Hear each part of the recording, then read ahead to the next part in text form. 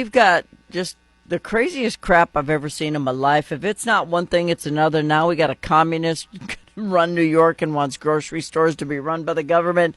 Lance LaRusso, former cop, author, founder, Thin Blue Line law firm, and all those things. We're going to talk about anti-ICE rioters. He's on the live line. Lance, the whole world has gone bat crap crazy. Well, at least it's good entertainment. We're never bored. And the folks that are trying to just go about their lives, do their days, and the public safety officers that are just trying to keep people between the ditches, or betwixt the ditches, as we say, I guess we all just have a good TV screen and a reality show to watch. You know, but June went by so fast. Everyone's like, why is time going by so fast? I'm like, that's because we're all playing whatever kingdom on our phone, some stupid game, and we're watching television and watching all these crazy things that are going on around the world, and all of a sudden a week has slipped by and we missed it, other than just thinking, how'd we get here? And that's the question. How did we get here where so many people think it's okay to come in this country and pitch a fit and burn down our cities? Well, it's really kind of funny because we have to start with the premise that it's not everybody. That's true. Overwhelming majority support law enforcement, support law and order, and that's what we've seen with some of the tide changing. And the Supreme Court, some of the decisions that they've come out with, there's a good dose of reality that's out there that we have to realize we have a good foundation, and we have not lost. There's people who are worried we're going to lose the country. We're not going to lose the country. No, we're not. But what we are seeing is some people on the extremes, and, you know, a buddy of mine who's got about 50 years of law enforcement, he and I have a joke, what's more dangerous, somebody who's mad or somebody who's embarrassed?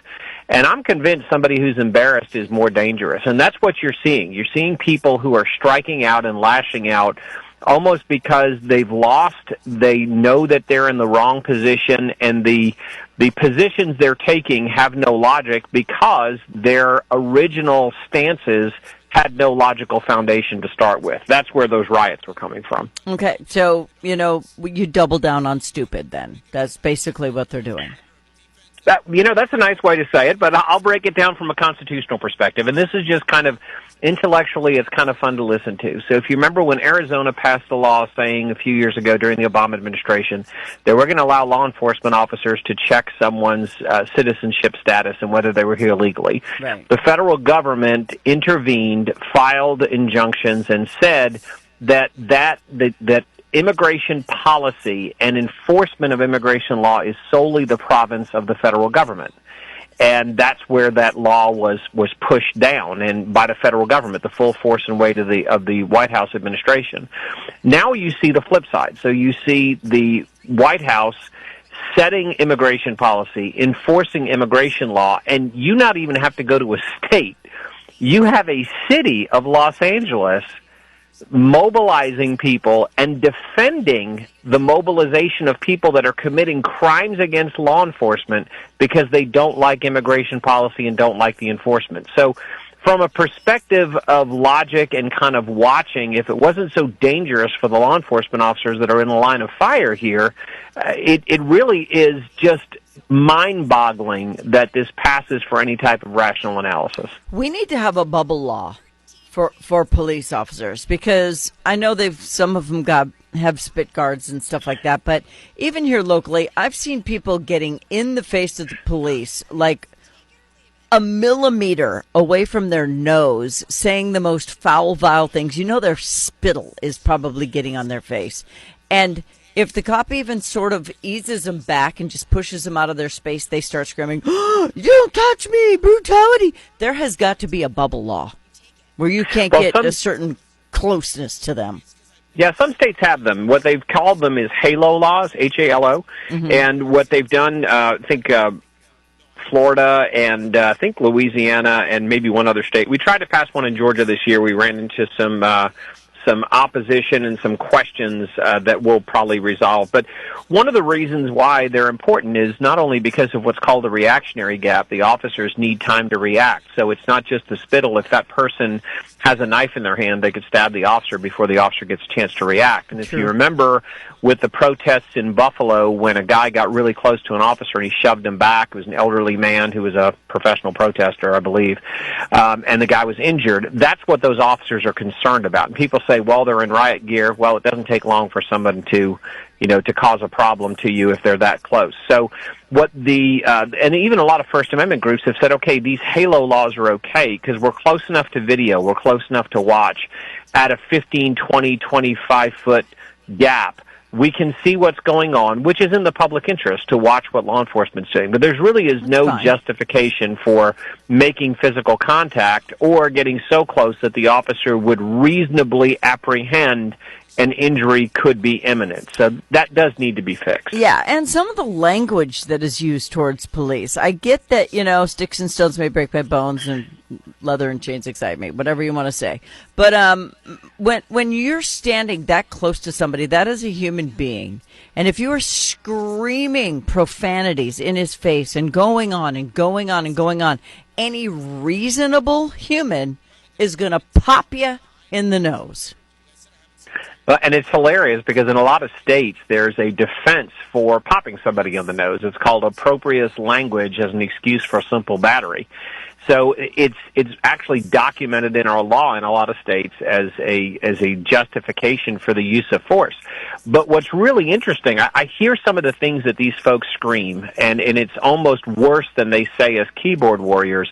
I'm just convinced they were raised by wolves. I don't know how you justify getting in somebody's face and calling them everything but a child of God just because they're wearing a uniform. Yeah. Grow up. Yeah, it's really sad, and it's why I'm not a cop, because I'd be in federal prison. I could not do it. And these anti-rioters that are out there fighting ICE, first of all, I don't think they understand what sovereignty means. The word, they probably can't spell it.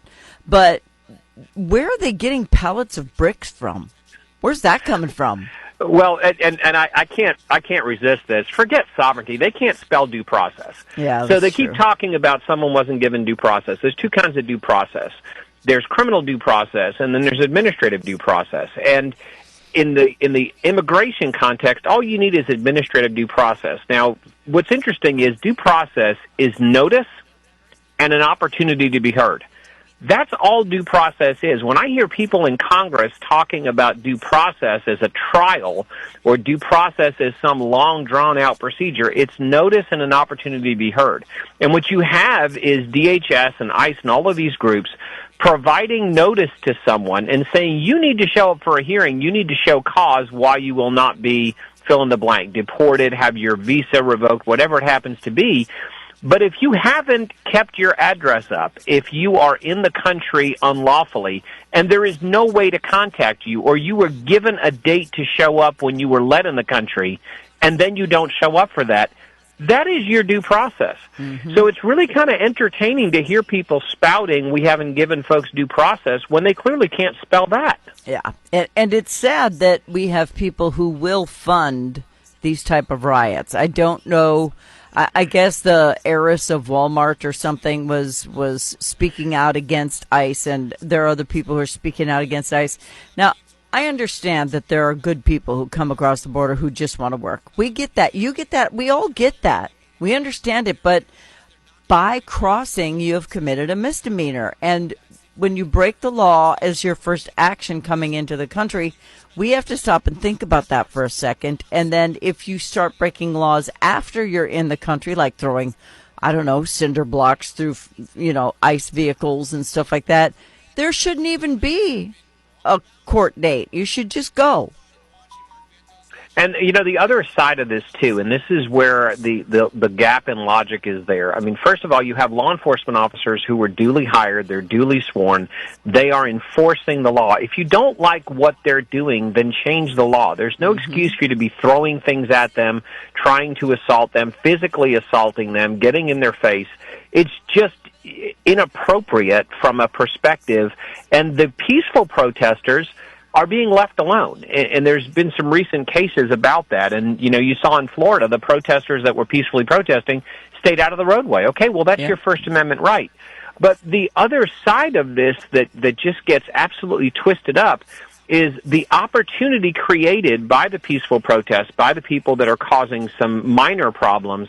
They don't understand they will be infiltrated by subversive groups. They will take advantage of the fact that they're there, and the funding for those groups is enormous. You don't get, they say, well, most of the protesters were from out of town. Most of the rioters who were arrested were from out of town. Well, they didn't get there on magic carpets. Somebody's paying for them to fly. Someone's paying for them to drive. Someone's feeding them. Someone's housing them. Someone's protecting them. And yes, somebody is paying for the pallets of bricks. And those folks need to be prosecuted. They do. So when you say they're looking for a Kent State moment, what do you mean by that? I've heard people say that, and it goes back to a situation where there were National Guardsmen who were overwhelmed by a protest. There's a lot of dispute as to whether or not it was a peaceful protest or not a peaceful protest. I think what's basically concerning is you have the recipe for a bad scenario unfolding. So here's the scenario. You have, and this happened actually in Dallas, you have peaceful protesters who were at the time were protesting law enforcement. You have a large gathering. You have to have a police presence to protect them, if nothing else, from crazy people in traffic trying to drive over them or a drunk driver driving into them. And then you have somebody who took advantage of that and started killing police officers and shooting civilians. So when those situations occur, it is very difficult on the ground to sort out the person who just wants to stand in the roadway, which, by the way, is violation of law, and the person who is going out on the roadway trying to break up pieces of concrete and roadway to throw at officers. Yeah. So, and the LA police chief actually let loose some details that I was kind of surprised. He said, when you see people with backpacks, we found those folks with rocks and bricks in the backpacks ready to assault officers. And the officers, number one, have a right to defend themselves. And number two, when you're throwing a brick at an officer, that's not an act of protest. That is a forcible felony. And when I watched those riots and I watched those officers being assaulted, the officers acted with tremendous restraint. I saw several opportunities where deadly force would have been authorized, but the officers were able to defuse the situation in a different way. Yeah, with some of them pepper bean bags, and I saw a video of one kid who was crying his one eye out because one was gone because he got hit with a rubber bullet, and he just figured that was police brutality, even though he had done something heinous to the officer. So I'm perfectly fine with you shooting them with pepper spray and bean bags and whatever you've got to use to keep them out of your bubble. And that takes me right back to the bubble. I think every single state should have the Halo law. And I know a lot of states are pushing for that. Like I said, in Georgia, it was an interesting debate we had. We had some folks that said, I'm not comfortable telling people they can have a certain distance that they have to stay back. And when I explained it to them how dangerous it was and how, we just had that paramedic less than a year ago stabbed and killed by a suspect, and we specifically were looking for it, and a lot of states have looked for it to protect EMS when they're on the scene. Well, you don't have to look any further than Idaho, the tragedy that happened there with firefighters being ambushed. And that's not the first time that's happened. That's in the news right now, but that has happened before. We saw in Baltimore with the protests and riots where people were cutting the fire hoses of the firefighters who were going into a burning building. That is exposing them to a deadly threat. So some of this has to do with, it's, as I've said in some of my speeches, it's not about you. If you want to protest, that's great. Make sure you respect other people's rights in the name of your protest, saying that we need to respect people's rights. And that includes the men and women in law enforcement who put that uniform on every day, and they're enforcing laws that were duly passed. If you don't like what they're doing, if you don't like the laws, then go to the Capitol and get them changed. Yeah, but they're not going to do that. They're going to continue to fight. So I hope that our lawmakers take it upon themselves. This is a call out to all of them. I'm going to send them emails saying we need this, because it does happen locally. It does happen at the state level. It happens to our highway patrolmen and our deputies. It happens to all of them. And I hate to say this, but I especially worry about the female officers when there is a very large man gets out of a car and decides he's going to take her on. So I get very, very worried about that. She has the right to protect herself if that person could snap her in half, is the way I see it. So something needs to be done. It needs to happen fast. Yeah, and I think that the legislative process, I personally think, works slowly for a reason, because we should very carefully consider before we put regulations on people's conduct. But I think that this is something that's come due. I think that it has been workable. I think that we're recognizing that the restraint on someone's First Amendment rights to stay 25 feet back from an officer is minimal, and they can still videotape, and in that distance, their camera can still pick up what's being said and what's being done. And I think officers, for the most part, have recognized that, everybody's got a camera now. Everybody. So they're going to be videotaped, and most of the time the officers are carrying them too, so they really don't care. Yeah, and they're going to only post the part that shows the cop's reaction, so let's make sure we always get the entire thing before we make a judgment. Lance LaRusso, former cop, author, founder, Thin Blue Line Law Firm, 2021 FOP Attorney of the Year. You've got all the accolades, Lance. Where can people go to learn more about what you write, what you do, what you talk about? They can go to bluelinelawyer.com. They can look up the Blue Line Lawyer Institute, and they can also find the books on Amazon, and all the profits from the nonfiction books go to law enforcement charities. To date, I think we're at about $45,000 we've donated. That's amazing. And one of them is called When Cops Kill. You can get an insight into why and when lethal force is sometimes a good thing. Lance, thank you so much for your time today. Thanks for having me. Thanks for sticking up for our blue folks. Always, always. Happy 4th. Bye-bye.